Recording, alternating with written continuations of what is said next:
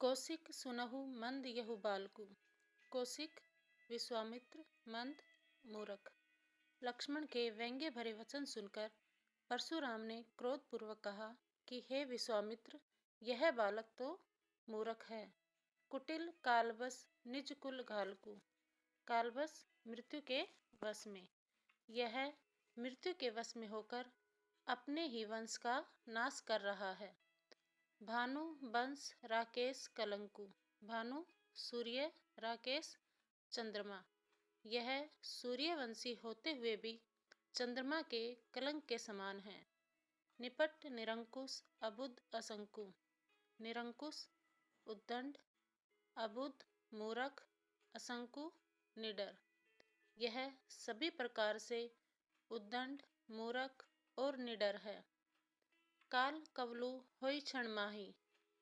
यह एक क्षण में ही मृत्यु को प्राप्त हो जाएगा। कहूँ पुकारी खोरी मोहि नाही। खोरी दोष। मैं पुकार करके कह रहा हूँ, फिर मुझे दोष मत देना। तुम्हें हटकऊ जो चहु उबारा। हटकऊ रोकना, उबारा रक्षा करना या बचाना।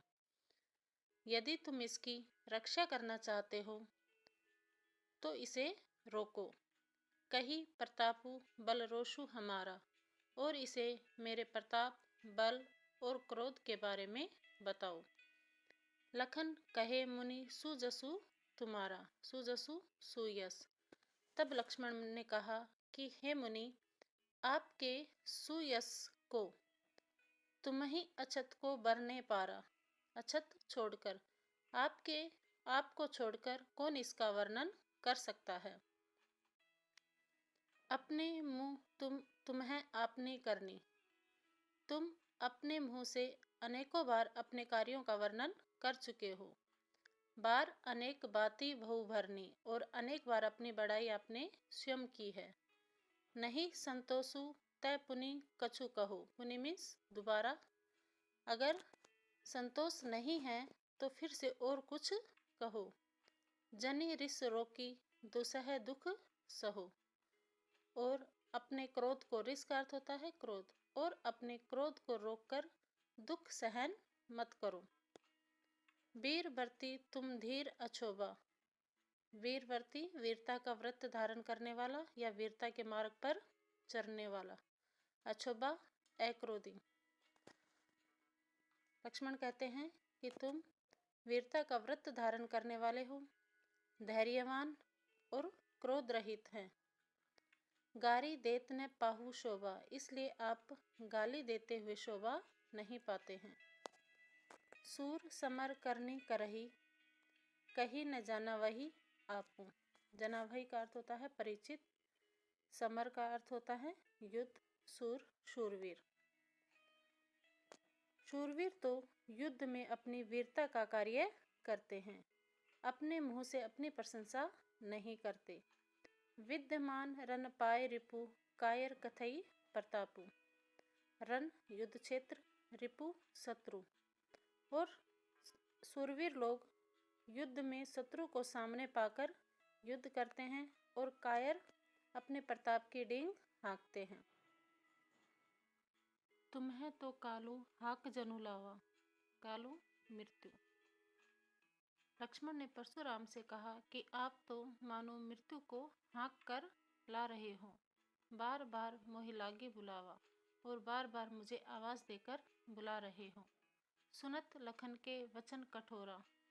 लक्ष्मण के कठोर वचनों को सुनकर परशु सुधारी धरेउ कर घोरा। कर हाथ, घोरा भयंकर। परशुराम ने अपने भयंकर फरसे को हाथ में ले लिया। अब जनि देई दोषु मोहि लागू। दोषु का अर्थ होता है दोष। और परशुराम कहते हैं कि अब मुझे कोई दोष मत देना। कटुवादी बालकु बद्ध जोगु। बद्ध जोगु वध करने के योग्य। यह बालक वध के योग्य हैं। बाल बिलोकी बहुत में बाचा। परशुराम कहते हैं कि मैंने इसे बालक समझकर बहुत बार बचाया है। अब यहु मर निहार बा साचा।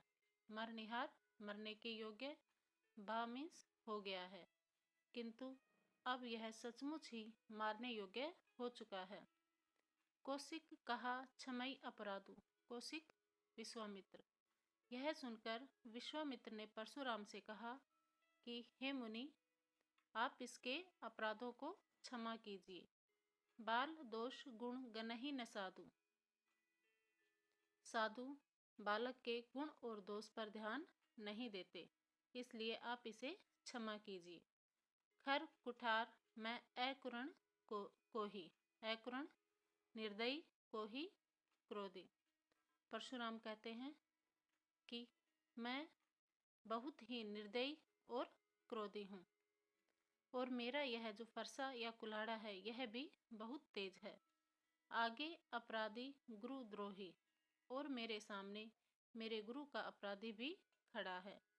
उत्तर देत छोड़ो बिनु मारे। परशुराम कहते हैं कि यह बालक बार बार उत्तर दिए जा रहा है और मैं इसे बिना मारे छोड़ रहा हूँ। केवल कौशिक सील तुम्हारे। कौशिक विश्वामित्र।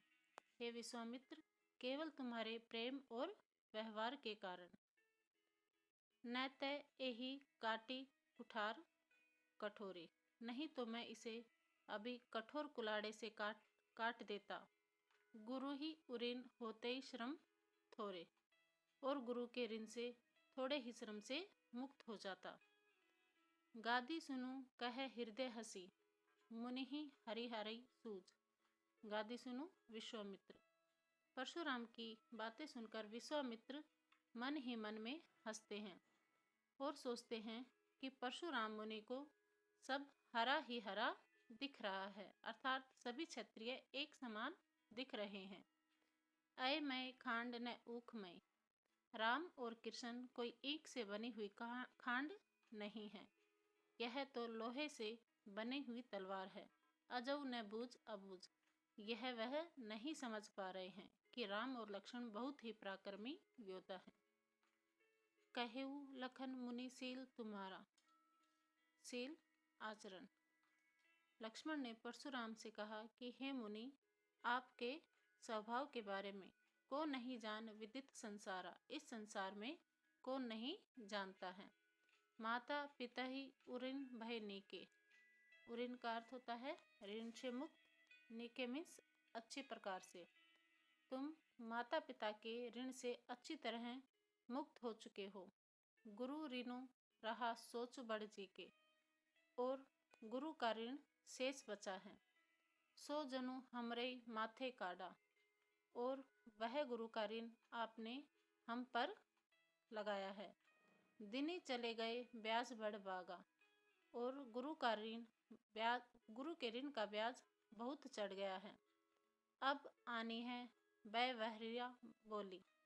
वैवहरिया का अर्थ होता है व्यवहार या हिसाब किताब करने वाला। अब किसी हिसाब किताब करने वाले को बुला लीजिए। तुरंत देव में थैली खोली। मैं तुरंत अपनी थैली खोलकर चुका दूंगा। सुनी कटु वचन कुठार सुधारा। लक्ष्मण के द्वारा कड़वे वचनों को सुनकर परशुराम ने अपना फरसा संभाल लिया। हाय हाय सब सभा पुकारा। और सारी सभा हाय हाय पुकारने लगी। भृगु बर परशु दिखावही मोहे। लक्ष्मण ने फिर कहा कि हे परशुराम, आप मुझे बार बार फरसा दिखा रहे हो। विप्र विचारी बचहु निरुपद्रोही। और मैं आपको ब्राह्मण समझकर बार बार आपसे लड़ने के लिए बच रहा हूँ। मिले न कबहु सुबट रन गाड़े। सुबट का अर्थ होता है वीर योद्धा। लक्ष्मण कहते हैं कि आपका युद्ध भूमि में किसी वीरों से सामना नहीं हुआ।